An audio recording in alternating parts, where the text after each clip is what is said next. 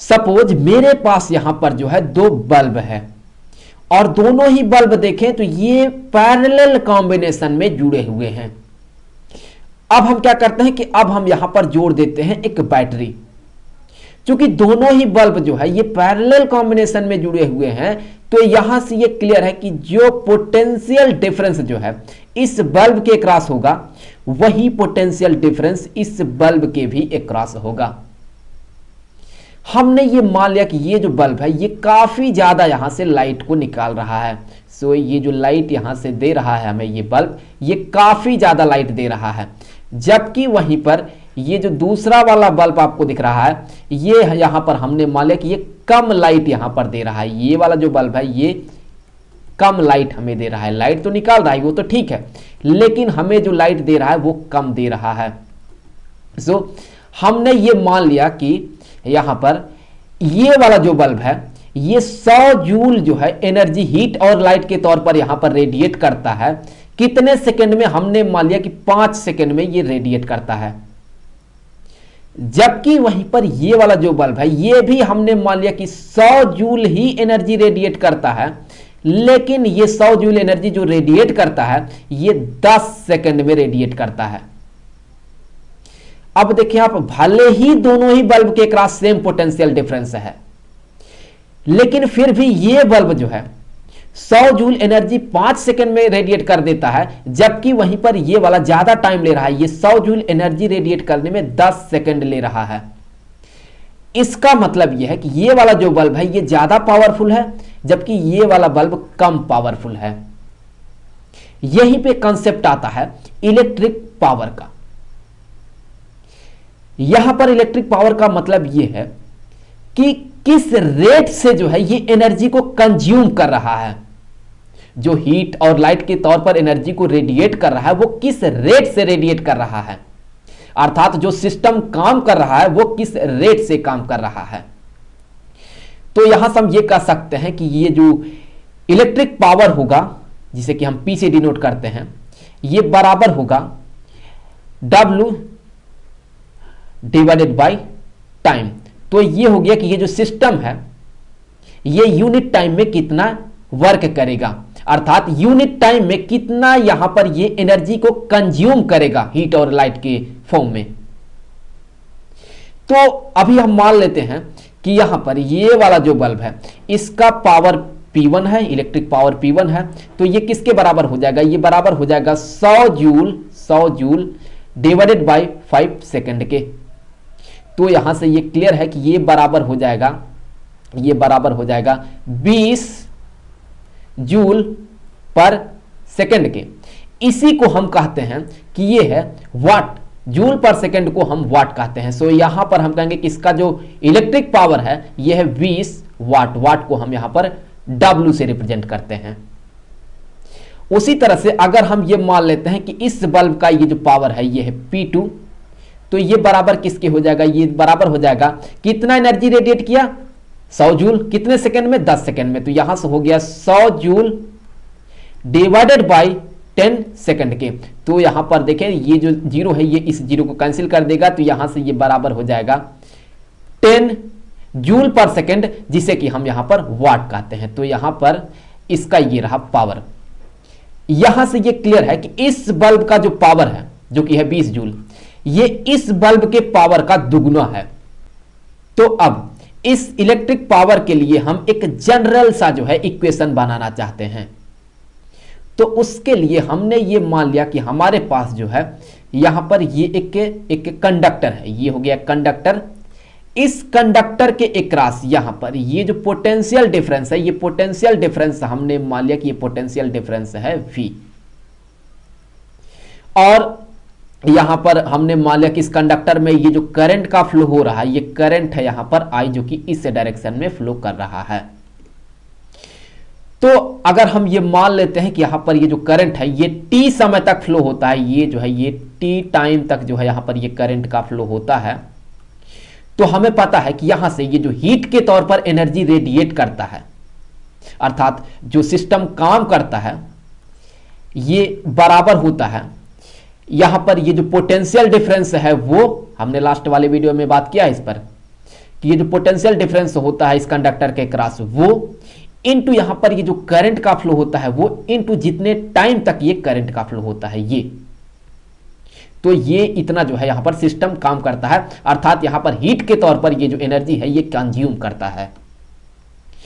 तो यहां से हम ये कह सकते हैं कि ये जो है इसका पावर जो होगा, इसका ये जो पावर होगा ये बराबर होगा वर्क डिवाइडेड बाय टाइम। तो W की जगह पर हम ये वैल्यू रख देंगे, तो यहां से ये बराबर हो जाएगा VI T बाई टी के। सो T को काट देगा, तो यहां से ये जो पावर है इलेक्ट्रिक पावर ये बराबर हो जाएगा V इंटू आई के। तो यहां पर ये बन गया एक इक्वेशन कि जो इलेक्ट्रिक पावर होता है ये बराबर होता है पोटेंशियल डिफरेंस इनटू उसमें जो करंट का फ्लो होता है वो। इस फार्मूले से हम ये भी बता सकते हैं कि जो मैक्सिमम सेफ करंट होगा वो कितना होगा। सो यहां से हम कह सकते हैं कि ये जो I मैक्स होगा, I मैक्स मतलब ये मैक्सिमम सेफ करंट है, इसका मतलब क्या है इस पर हम थोड़ी देर बाद बात करेंगे। ये बराबर हो गया इलेक्ट्रिक पावर डिवाइडेड बाय यहां पर ये जो पोटेंशियल डिफरेंस है वो। तो ये भी यहां पर बन गया एक फार्मूला कि अधिकतम जो है जो सुरक्षित करंट है वो कितना है। यहां से अगर हम ये मान लेते हैं कि इस कंडक्टर का, यहां पर ये जो आपको कंडक्टर दिख रहा है, इस कंडक्टर का ये जो रेजिस्टेंस है, अगर हम ये मान लेते हैं कि इसका रेजिस्टेंस R है, तो यहां से हम ये कह सकते हैं कि ये जो पोटेंशियल डिफरेंस होगा, ये जो पोटेंशियल डिफरेंस होगा भी ये बराबर होगा ओम्स लॉ से कि ये जो करंट फ्लो कर रहा है वो इनटू इस कंडक्टर का ये जो रेजिस्टेंस है वो। तो अगर हम V के वैल्यू को यहां पर रख देते हैं तो देखिए इलेक्ट्रिक पावर किसके बराबर हो जाएगा। तो यहां से हम ये कहेंगे कि ये जो इलेक्ट्रिक पावर होगा ये बराबर हो जाएगा, जैसे ही हम V की जगह पर IR रखेंगे तो ये हो जाएगा I स्क्वायर इंटू यहां पर ये जो रेजिस्टेंस होगा वो। तो यहां से ये भी एक फार्मूला बन गया। तो यहां पर ये हो गया एक फार्मूला। अगर हम यहां से देखें तो I बराबर क्या लिख सकते हैं हम, I बराबर यहां से लिख सकते हैं ये जो पोटेंशियल डिफरेंस है वो डिवाइडेड बाय ये जो रेजिस्टेंस है वो। तो अगर हम I के जगह पर जो है इस वैल्यू को रखते हैं तो देखें इलेक्ट्रिक पावर किसके बराबर हो जाएगा। यहां से हम ये कह सकते हैं कि ये जो इलेक्ट्रिक पावर होगा ये बराबर हो जाएगा V स्क्वायर बाई R के। तो यहां पर जो है हमें एक और इलेक्ट्रिक पावर के लिए फार्मूला मिल गया। इस फार्मूले से हम रेजिस्टेंस का वैल्यू पता कर सकते हैं। किस तरह से पता करेंगे इस पर हम थोड़ी देर बाद चर्चा करेंगे। यहां से ये क्लियर है कि अगर ये जो रेजिस्टेंस है ये अगर ज्यादा होगा तो फिर इलेक्ट्रिक पावर का जो वैल्यू होगा वो कम होगा। इसी का उल्टा आप समझ सकते हैं कि अगर रेजिस्टेंस का वैल्यू जो है कम हुआ तो फिर इलेक्ट्रिक पावर का जो वैल्यू होगा वो ज्यादा होगा। तो एक यहां पर एग्जांपल कंसीडर करेंगे जिससे चीजें जो है वो थोड़ा ज्यादा बेहतर ढंग से क्लियर हो पाएगा। तो हमने ये मान लिया कि यहां पर जो है हमारे पास ये एक बल्ब है। चलिए यहां पर हमारे पास जो है ये कुछ इस तरह का एक बल्ब होगा। सो यहां पर ये हो गया एक कुछ इस तरह का बल्ब हमने मान लिया।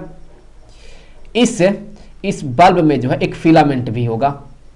तो यहां पर ये जो आपको एक बल्ब दिख रहा है इस बल्ब में एक फिलामेंट होगा। तो चलिए उस फिलामेंट को भी यहां पर बना लेते हैं।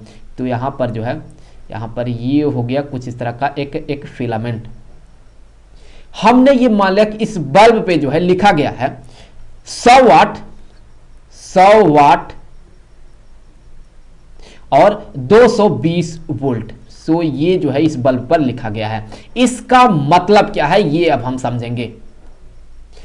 इसका मतलब यह है कि अगर हम इस बल्ब के अक्रॉस जो है 220 वोल्ट प्रोवाइड करते हैं तो ये जो है 100 वाट एनर्जी जो है ये रेडिएट करेगा, अर्थात 100 जूल जो है वो 1 सेकंड में यहां से ये हीट और लाइट के तौर पर रेडिएट करेगा।